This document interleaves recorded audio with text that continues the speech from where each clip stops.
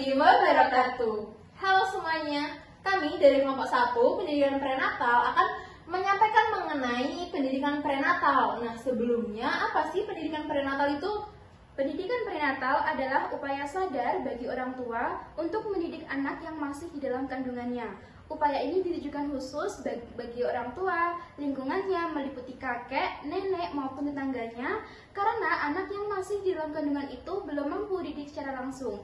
Maka upaya yang dapat dilakukan adalah mendidik dari orang tuanya terlebih dahulu. Seperti itu. Nah, jadi pendidikan prenatal adalah pendidikan pertama bagi seorang anak dalam sebuah keluarga. Nah, jadi di sini calon kedua orang tua diberikan informasi, pengetahuan, dan keterampilan untuk mempersiapkan kehamilan, merawat seorang anak, dan persalinan. Nah, jadi pendidikan prenatal ini sangat penting untuk melihat kualitas seorang anak tersebut.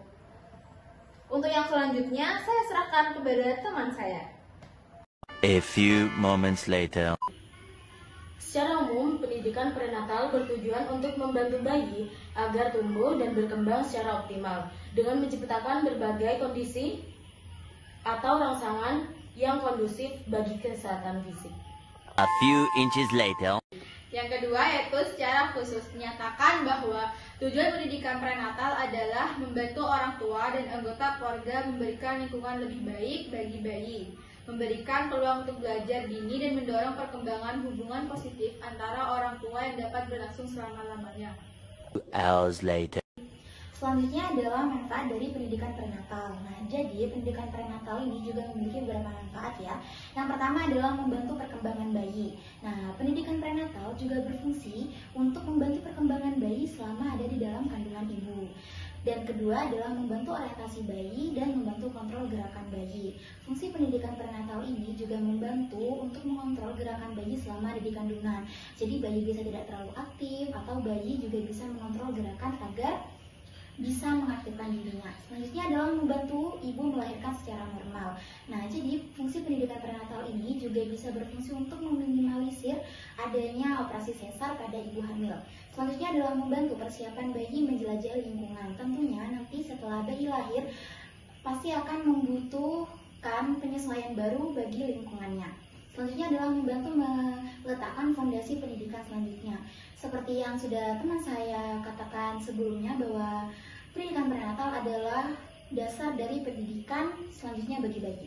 1 eternity later. 3. Selanjutnya memasuki proses pendidikan prenatal.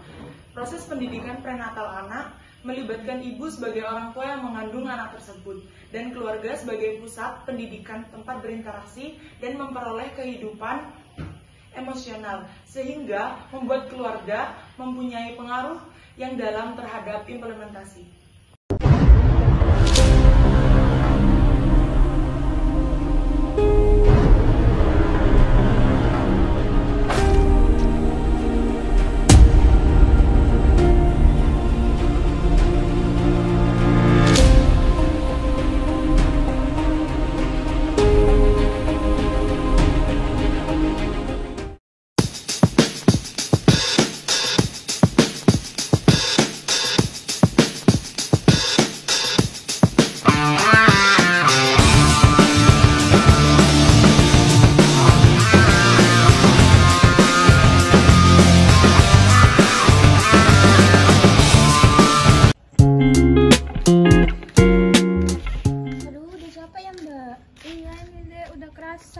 Capeknya. Emang udah berapa bulan nih? Aku sih udah 8 bulan. Kalau kamu deh? Aku baru 2 bulan, jadi emang belum terlalu kelihatan. Oh, jadi masih mual muntah gitu ya, Dek ya? Iya mbak, masih mual muntah, apalagi kalau pagi itu parah banget. Ya emang gitu deh, kalau trimester awal mesti mual muntah dulu. Mbak juga gitu deh. Oh gitu ya, pantesan sih. Kalau ini mbak check up-nya ke bidan siapa? Aku sih ke bidan Feni ya, Dek ya. Oh sama, emang enak nggak sih? Oh iya, tapi ini Mbak masih belum check up deh, kemungkinan besok sama ibu mertuanya Mbak. Gitu ya Mbak. Kalau aku sih baru kemarin Mbak sama suami. Ya udah ya deh Mbak, pulang dulu, udah capek banget ini. Hati-hati ya Mbak ya. Iya. Hati-hati Mbak.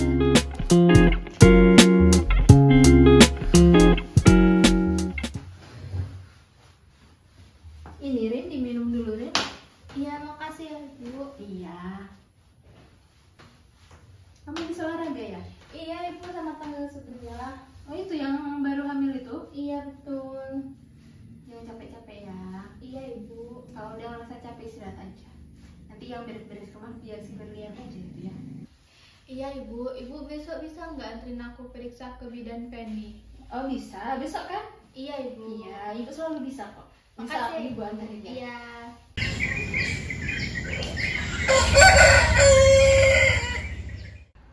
Baik, dari hasil pemeriksaan tadi, usia kandungan Ibu Rindi ini sudah memasuki usia 8 bulan.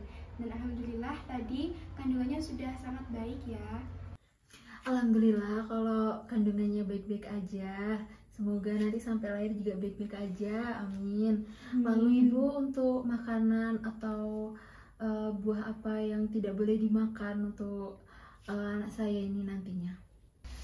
Semua makanan itu boleh dikonsumsi oleh ibu hamil, tapi asalkan dengan porsi yang cukup, dengan porsi yang normal, jangan sampai berlebihan.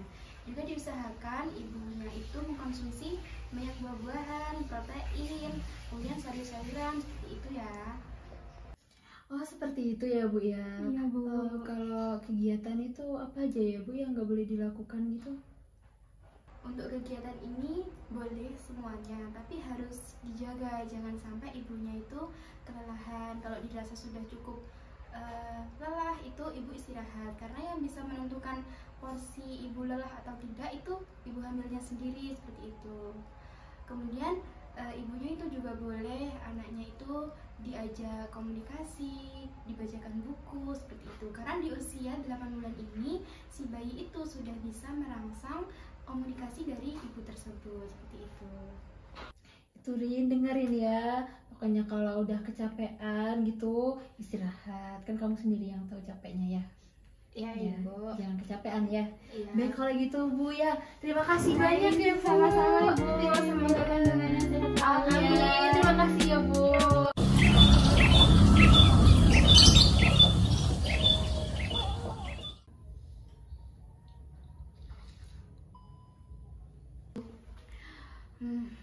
Enak nih. Dek, mau kemana? Aku mau keluar, Mbak. Kenapa? Titip nanas boleh gak sih Dek? Pengen banget nih. Emang kakak boleh ya? Boleh lah, aku pengen banget nih Dek. Oke, aku beliin. Tunggu. Mau beli apa kamu? Beli nanas suruh kakak. Enggak, jangan makan nanas. Takutnya nanti kamu kenapa-kenapa. Ayolah Bu, aku pengen. Enggak ada. Ya, terserah Ibu Nggak lah, ada. terserah Ibu. Beliin buah yang lain lah ya. Oke. Berlian, Iya, Bu. sini dong, sini. Kenapa, Bu? Itu anterin ke mbakmu itu. Udah Ibu kupasin itu. Iya, Bu. Kakak. Ya, kenapa dek? Nih, Kak. Titipan buahnya tadi. Tuh, kata Ibu gak boleh makan nanas aku. Iya. Sesuai porsinya aja, Kak. Oh ya udah, makasih ada ya. Oke, Kak. Jangan banyak-banyak ya. Ya.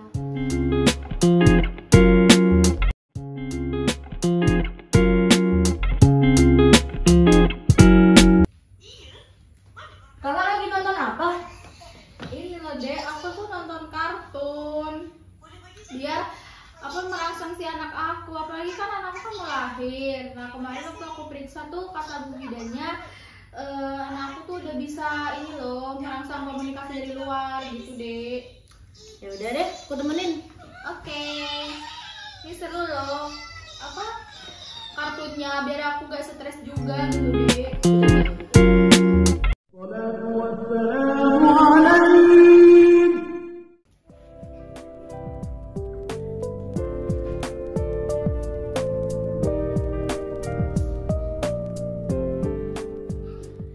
Jadi gitu deh ceritanya. Nanti adek kalau udah lahir sering-sering baca buku ya biar kayak ibu.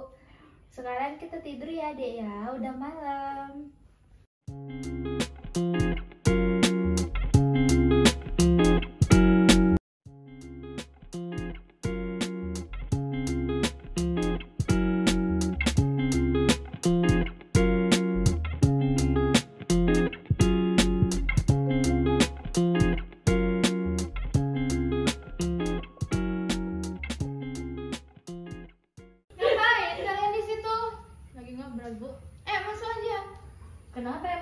Nggak boleh, kamu nggak lihat Mbak lagi hamil? Ya kenapa aku yang disalahin? Ya enggak, kan harusnya Ya. kamu juga bilangin Mbak. Udah di dalam aja ngobrolnya.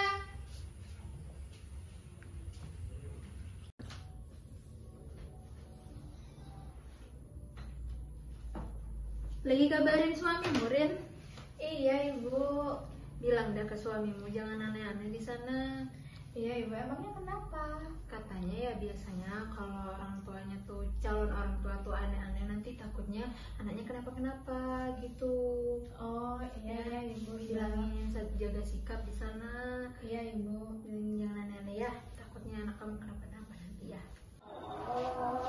Kemana si Rindi ini? Udah maghrib nggak pulang.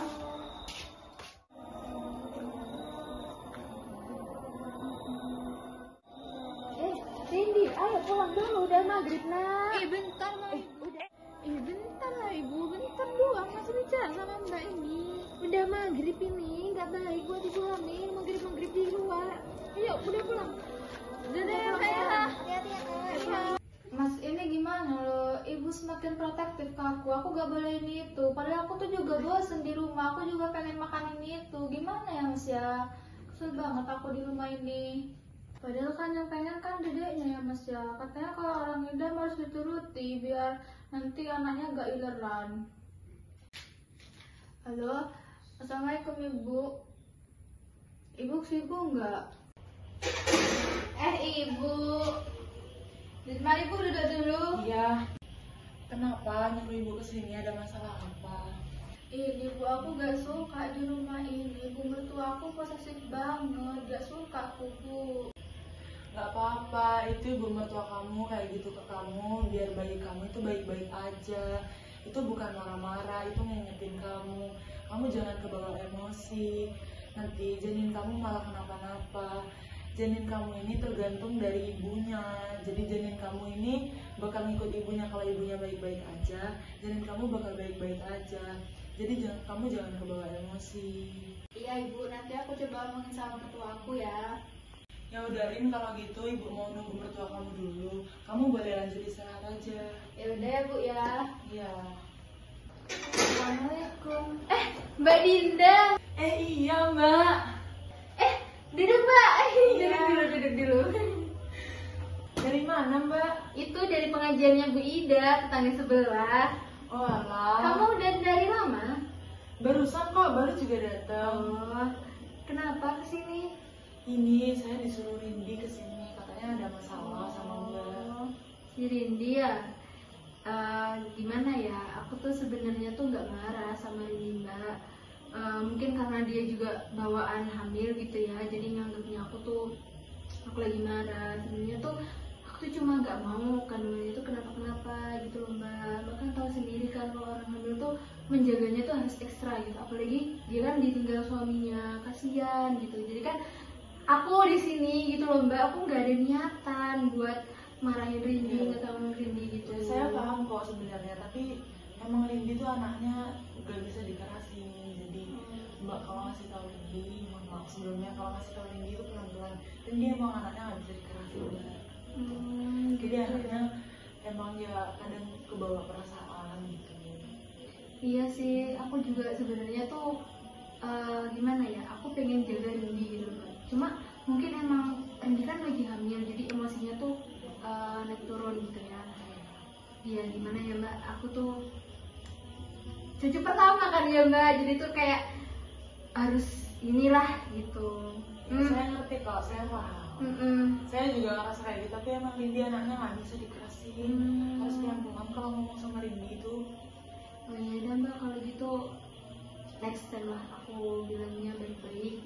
Udah itu aja kok. Aku sini cuman dia buat karena disuruh Rindi aja, sebenarnya nggak apa-apa. Iya maaf ya mbak kalau Nggak misal apa-apa kok. Santai aja. Ya udah mbak, kalau gitu saya mau pulang dulu. Oh iya. Masih ada perlu juga. Mau saya panggilin Rindi dulu mbak? Nggak usah, tadi udah pamitan juga Oh sama iya dah. Rindi. Mbak hati-hati ya Iya. pulangnya ya. Iya, Mbak. Iya mbak. Makasih. Iya. Kakak ngapain? Gak apa-apa dek. Kakak kenapa? Gak apa-apa. Pasti Kakak marah ya sama ibu? Iya, aku tuh kasih sama ibu, tapi aku gak boleh, kesel banget aku tuh, Dek. Sebenarnya ibu itu nggak marah Kak sama kakak. Ibu kayak gitu itu demi kebaikan kakak sama calon bayi kakak. Karena kan ibu udah berpengalaman. Jadi ya udahlah, kakak ngerti maksud aku kan? Oh iya, Dek, aku ngerti maksud kamu. Mungkin aku marah-marah kayak gitu lagi sensitif aja. Biasa doain ibu hamil, Dek. Kak tahu gak, sebenarnya waktu itu tuh yang kakak ngidam nanas, ibu loh yang suruh aku beli. Oh gitu ya, Dek. Berarti ibu juga sayang dong ya ke aku, perhatian ya. Iya Kak, ibu juga sayang sama kamu. Itu kan demi kebaikan kakak sama calon bayi kakak. Ibu, iya, kenapa nih? Ibu maaf ya, aku kemarin sempat salah paham sama ibu. Kenapa? Karena aku kira ibu tuh gak perhatian kan sama aku. Karena aku waktu yang ngidam nanas tuh gak dibolehin sama ibu. Tapi tadi Adik udah bilang ke aku, ibu udah cerita semuanya. Maaf ya ibu ya. Iya, nggak apa-apa. Yang penting kamu udah tahu ibu kayak gitu tuh, karena ibu udah tahu tentang kehamilan. Ibu udah pernah. Makanya ibu tuh pengen nasihatin kamu supaya bayi kamu tuh nggak kenapa-kenapa. Kamu juga sehat sampai lahiran nanti. Gitu, itu juga demi kebaikan kamu. Gituin orang hamil itu ya, pantangannya tuh banyak. Tapi ya kalau menurut ibu, pantangan-pantangan dari orang-orang zaman dulu tuh baik juga buat ibu serta calon anaknya. Coba deh kamu bayangin kalau kamu tuh makan nanas banyak-banyak, apa yang akan terjadi dengan kandungan kamu? Gak baik juga kan. Terus waktu itu ibu marah-marah kamu keluar maghrib-maghrib tuh, itu juga demi kamu sama anak kamu. Jangankan ibu hamil, kita aja kalau keluar maghrib-maghrib tanpa kepentingan itu kan juga nggak baik juga gitu. Makanya pantangan-pantangan itu juga menjaga ibu serta calon anaknya gitu. Jadi ibu juga mohon maaf kalau ibu terlalu protektif sama kamu, ibu terlalu posesif, kayak ibu ngelarang ini itu. Tapi itu demi kebaikan kamu juga gitu. Kamu kan ditinggal suamimu kerja jauh, gak ada yang jaga kamu. Jadi di sini tuh yang jaga kamu tuh ibu sama adik gitu. Maafin ibu juga ya. Semoga kamu lahiran bisa ditemenin suami dan lancar sampai lahiran ya. Jadi, menurut kami pendidikan prenatal ini sangat penting bagi calon kedua orang tua untuk menentukan kualitas anak mereka. Nah, pendidikan prenatal ini melalui kedua orang tua bagi calon kedua orang tua, nenek, kakek, paman, bibi, dan seluruh keluarga. Selanjutnya, pendidikan prenatal juga memiliki banyak manfaat yang sangat penting untuk pertumbuhan bayi serta untuk penyesuaian bayi pada lingkungan selanjutnya dan pendidikan selanjutnya. Nah, pendidikan prenatal ini melatih calon kedua orang tua untuk mempersiapkan diri mereka menjadi orang tua yang baik. Seperti itu. Terima kasih yang sudah menonton dan semuanya. Terima kasih. Wassalamualaikum warahmatullahi wabarakatuh. Bye-bye. Permisi ya Mbak, maaf mengganggu waktunya. Di sini kelompok saya ini disuruh ada tugas, ada proyek mengenai kehamilan. Di sini ada beberapa pertanyaan yang ingin saya tanyakan. Yang pertama itu di usia kehamilan berapa bulan ibu hamil itu rentan keguguran, Mbak?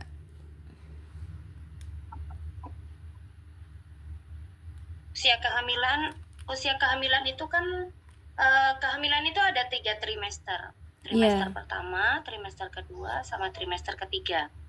Nah, rentan mengalami keguguran itu di trimester pertama karena di trimester pertama itu proses perkembangan embrio menjadi janin, jadi masih organ-organnya, jadi kayak bayi yang akan timbul cacat atau bagaimana itu prosesnya di awal kehamilan, jadi di trimester pertama.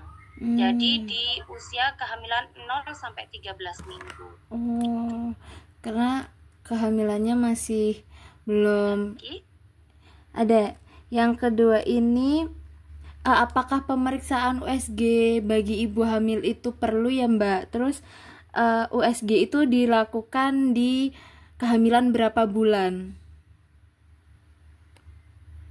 Sebenarnya USG itu untuk saat ini USG memang sangat diperlukan ya, karena kan setiap tahunnya itu pasti ada perkembangan informasi gitu dari kementerian atau dari pihak manapun gitu. Apalagi sekarang kan dengan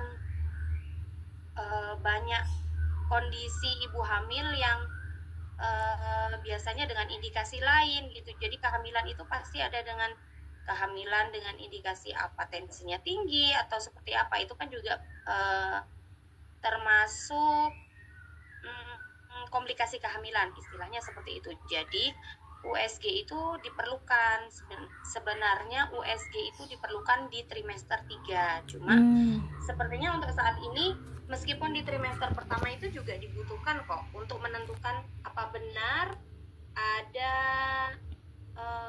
janin yang berkembang di dalamnya atau tidak begitu. Jadi di trimester pertama bisa dilakukan USG, dan di trimester kedua 1 kali juga, di trimester ketiga 1 kali juga gitu. Baik. Iya, benar ya.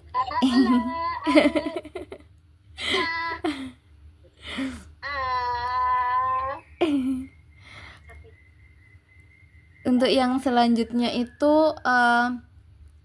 yang tidak boleh dilakukan ibu hamil itu apa saja ya, Mbak? Yang tidak boleh dilakukan ibu hamil apa saja boleh dilakukan, asal sesuai dengan fisik ibu hamil itu. Jadi ibu hamil itu bermacam-macam. Jadi mereka itu ada yang fisiknya lemah, ada yang fisiknya kuat. Jadi apapun sebenarnya boleh dikerjakan asal sesuai porsi. Gitu aja.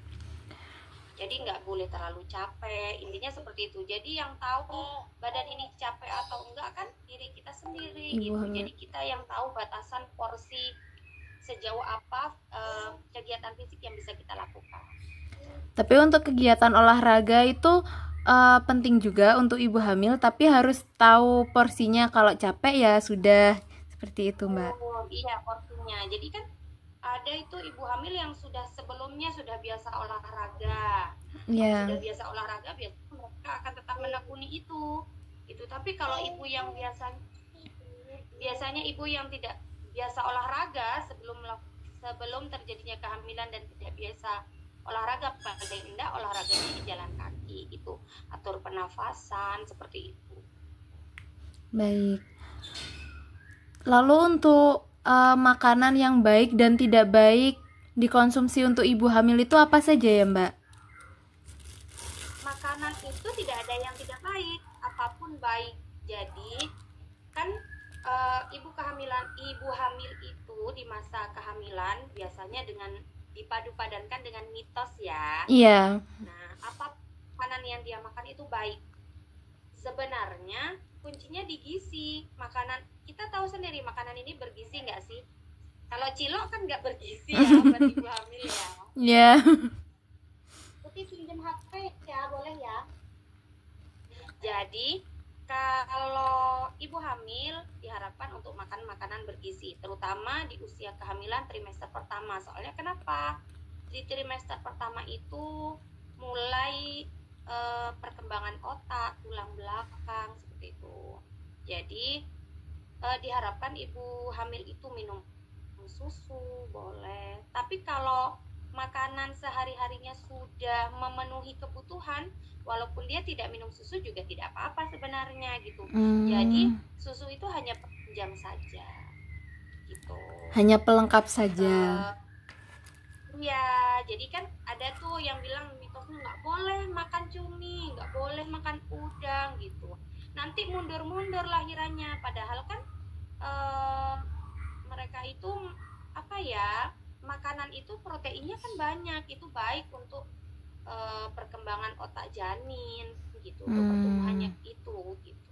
Cuma biasanya di trimester pertama itu ibu hamil kan mengalami mual muntah gitu. Jadi apapun ketika di awal kehamilan itu kenapa disarankan makan sedikit tapi sering gitu, karena ibu hamil itu kebanyakan di awal kehamilan terjadi mual muntah. Jadi seandainya sekarang nih cuma bisa makan 1 sendok gitu, walaupun itu hanya nasi aja, oke. Nanti 15 menit kemudian mungkin bisa makan sayurnya, mungkin 15 menit kemudian bisa makan telur atau apa, ikan gitu. Atau makanya kenapa sekarang ada istilahnya susu, mungkin susu itu ketika ibu mengalami hiperemesis atau mual muntah berlebihan itu bisa minum susu gitu, untuk memenuhi kebutuhan kalori tubuh seperti itu, jadi nggak lemes gitu. Baik Mbak, untuk yang selanjutnya, apakah anak itu merasakan apa yang ibunya rasakan? Putus-putus? Oh, putus-putus.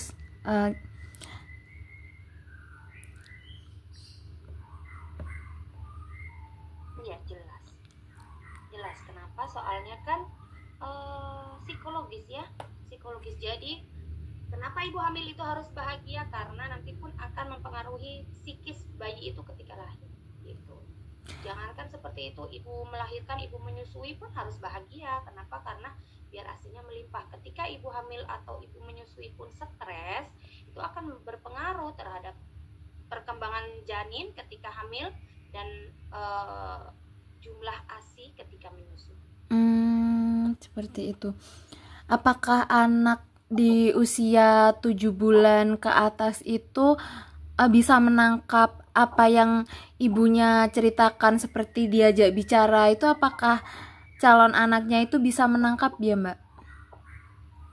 Oh, maksudnya di usia kehamilan 7 bulan? Iya. Di usia kehamilan 7 bulan itu kan sudah mulai